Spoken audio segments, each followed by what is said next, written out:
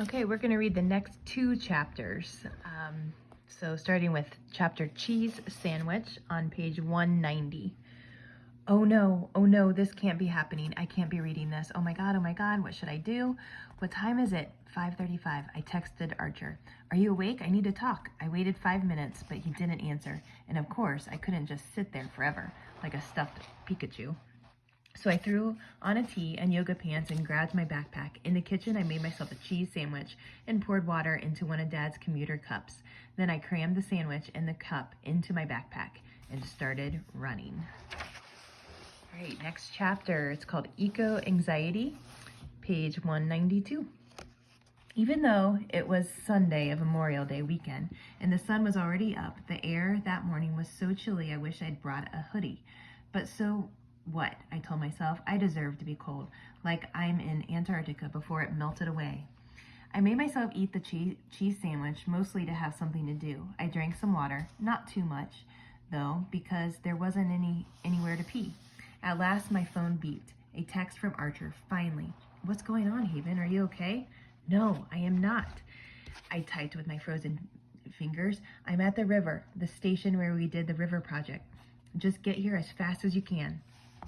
Tell me what's going on, he texted. No, too much to say and my fingers are cold. You want to call? No, just hurry. Then I thought of something. Don't tell your mom. Don't ask her to drive you. Just get here fast. Pause. Haven, you sure you're okay? Yes. No, just come. Archer, please. Be right there, he replied.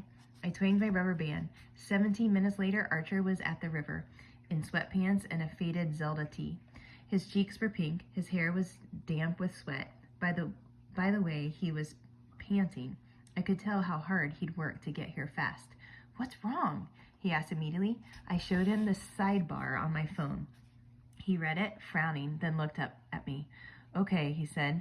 So what are you thinking? I'm thinking this reporter who your mom said was really nice, totally betrayed me. Archer, I swear I never blamed Gimba. This reporter did. Archer stared at my phone. Well, yeah, I mean, that's pretty much what it says in the article, right?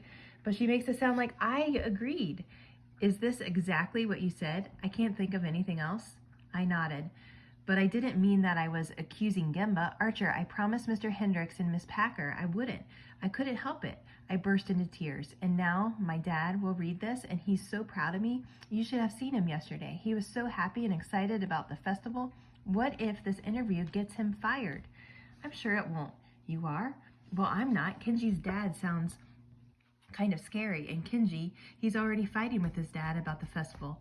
This will just make everything worse, for Kenji, I mean. Archer handed me a dirty, crumpled tissue from his sweatpants pocket. So then you don't hate him? Of course I don't, I blew my nose. And that reporter made it sound like I'm this basket case, gripped by eco-anxiety. Haven, that's nothing to be ashamed of. My expressive face. What's that supposed to mean? Well, you do make a lot of faces. I groaned. Do I really need the whole town to know about my stomach and that my nails are bleeding? I don't know, Archer said slowly. Don't you think it could be a good thing? A good thing? How? I mean, it's hard to get grown-ups to care about the planet, but they do care about us, right? So if they know we're freaking out, walking around with chewed up fingers, I'm not chewing my fingers, Archer, just my nails, and I'm not even doing it so much anymore. You get what I'm saying. Grown-ups should know how kids feel. Eco-anxiety, or whatever you call it. I think it could help. Yeah, maybe. I was still feeling too desperate to agree that he might have a good point. Plus, that reporter wrote that M's having nightmares, and that I don't consider her my friend. Archer frowned at the phone. She wrote that? Where? She said M was outside my social circle. When I said M, the reporter must have thought I was saying the letter M. I told her not to mention other kids, but she did anyway. At least she left out about M not wanting babies.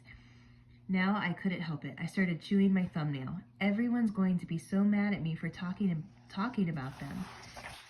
To a reporter, why did your mom make me get interviewed? Haven, come on, Archer said. My mom didn't make you. I was right there when she asked you about it, so I heard the entire conversation. And I really don't think this article is that bad. I mean, it explains how kids feel and why we did the festival, doesn't it? I sat on my hands so I couldn't bite my nails. That's another thing. What is this festival? Everyone keeps saying what a big success it was, but it wasn't. What do you mean? Archer, the whole thing was basically entertainment, socializing on a beautiful spring day. It didn't accomplish anything. Well, we did get a bunch of litter out of the river and then made more trash all over the grass. We should have used the kind of plates and cups you can compost. Besides, litter isn't the actual problem with the water. Water. Is it? Is it? I sighed. I just feel like we blew it, you know? We had a chance to make a statement about pollution, about chemicals killing the wildlife, and we were too scared. I was too scared. So instead, we threw a party. Archer didn't argue. We sat there for a few minutes, watching two squirrels squabble at each other in a tree. Finally, he looked at me. Okay, so what do you want me to do? I mean, about the article. Can't you talk to your mom? Tell her to make the newspaper take it down? Archer went quiet. Then he chose his syllables. Haven, it's not up to her. She's not the editor. And even if it's taken down online, the newspaper's already printed. We got our copy. I saw it in the driveway when I ran out just now.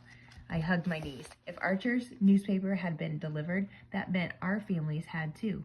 This article was in driveways and mailboxes all over town, in other nearby towns also.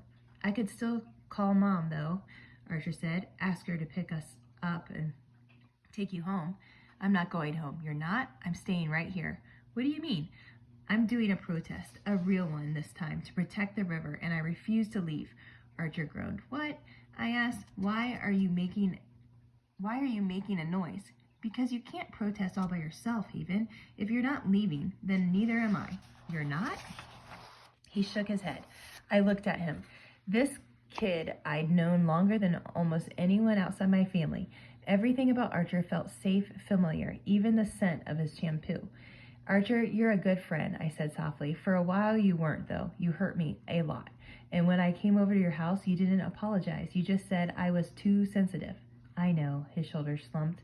I wish I stood up to Xavier and those other kids better and not telling you about the pictures. I really messed up, didn't I?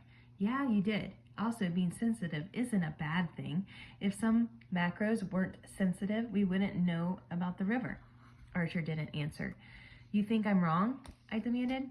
Well, what you just said isn't exactly accurate.